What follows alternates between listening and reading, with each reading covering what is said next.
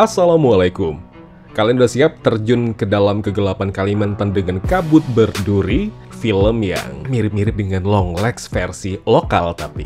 Kisah Ibda Sanja yang berani mengungkapkan misteri mayat tanpa kepala di perbatasan, sambil menghadapi ancaman yang datang dari segala arah. Film ini bagus men, film ini berat. Ingat, bukan filmnya yang salah. Dirimu saja yang terlalu sibuk nontonin horor kocak yang bikin efek bodoh berkepanjangan.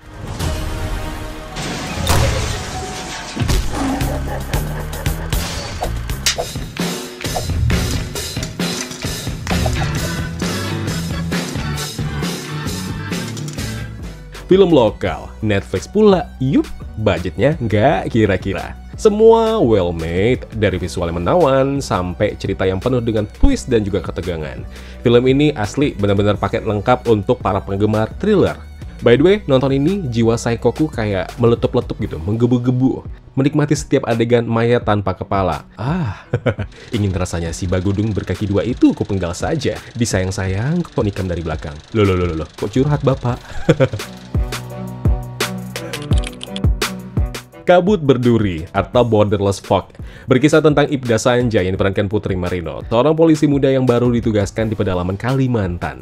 Begitu tiba di sana, dia langsung dihadapkan dengan kasus mengerikan. Serangkaian pembunuhan dengan kepala korban terpotong. Ibda Sanja yang juga menghadapi trauma masa lalunya pun berusaha menyelidiki kasus ini. Tapi, penyelidikannya menyentuh sejumlah orang penting di perbatasan Indonesia-Malaysia dan membuat hidupnya pun terancam. Nah, Sanja menemukan bahwa kematian-kematian ini mungkin terkait dengan Paraku atau pasukan rakyat Kalimantan Utara yang berhaluan komunis dan menjadi momok menakutkan di wilayah tersebut. Dan sambil menghadapi ancaman dari pihak-pihak yang tidak ingin kasus ini terungkap, Sanja harus menavigasi dunia yang penuh dengan korupsi, tradisi lokal, dan legenda mistis yang menyelimuti hutan di sana. Makin penasaran sama subscribers dan penonton channel Kawan Review ini deh. Sebenarnya kalian tuh demen gak sih film-film yang kayak begini? Atau sebenarnya emang udah ogah-ogahan aja dikasih film bagus kayak film Kabut Berduri ini? Gimana? Berat? Ya mau gimana lagi men? Kabut Berduri tuh punya tempo cerita yang emang lambat. Orang Indonesia, penontonnya paling pilih-pilih. Dikasih alur lambat, dikasih drama yang berat, mereka cuma bertahan 15 menit pertama aja. Habis itu mungkin aja di skip. Ya jelas, takut, bosan katanya. Ya nggak bisa disalahkan juga kalau tipe-tipe film thriller noir begini, segmentasi penontonnya cukup terbatas. Tenang, kalian nggak salah kok. Filmnya pun nggak disalahkan juga. Paling krusial, tapi menarik buat jadi bahan diskusi. Sayangnya, open ending yang misterius ini mungkin tidak memuaskan buat beberapa penonton. Harapannya, sudah sepanjang itu ditonton, harusnya ada konklusi akhir yang memuaskan hati.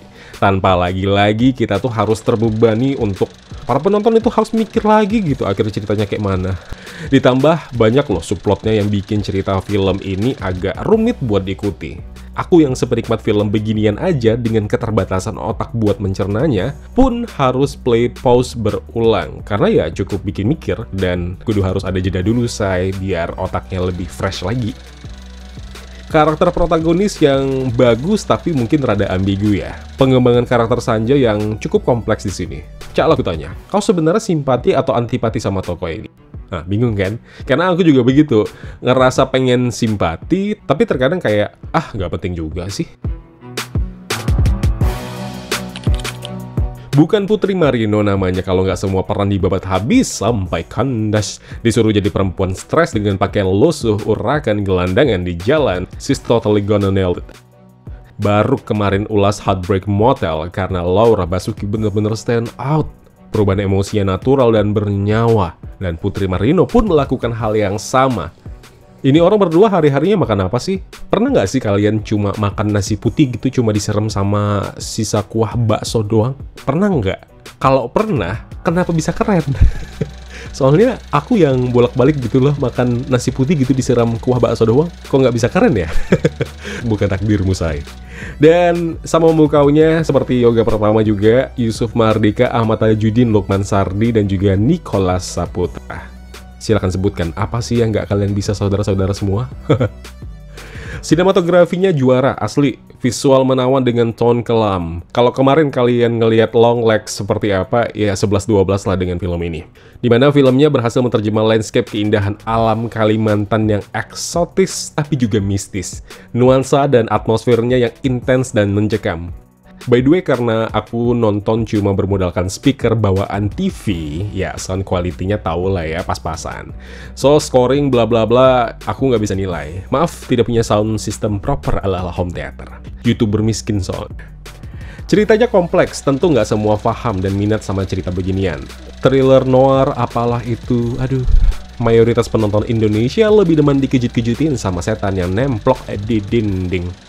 Film Kabut Berduri sukses menggabungkan thriller kriminal dengan elemen mistis dan isu korupsi di kepolisian. Dengan alur cerita yang loyal sama misterinya, ditambah ada plot twist yang bikin shock sendiri. And last but not least, siapa lagi kalau bukan Edwin? Bisa nggak sih sekali-sekali bikin film jelek, Bang? Bagus mulu! Tangan dinginnya berhasil bikin cerita True Detective ini dengan eksekusi yang apik banget. Ya tahu, kebanyakan penonton Indonesia emang suka memble kalau disodorin film-film begini. Mau dikata 30% populasi Indonesia pada bilang bagus, tetap aja 70% sisanya akan lebih memilih luangkan waktu nonton horor-hororan yang sudahlah. Gimana? Mau ditonton? Ya ditonton lah. Ada di Netflix ya. Ramaikan kalau ini selera kalian. Share video ini kalau penting, like kalau suka, komen ulasan pribadi kalian atau mungkin teori liar kawan-kawan. Jangan lupa subscribe channel ini biar Kawan Review bisa mencapai 100.000 subscribers tahun ini. Please, kasihan loh saya. Zen pamit. Wassalamualaikum.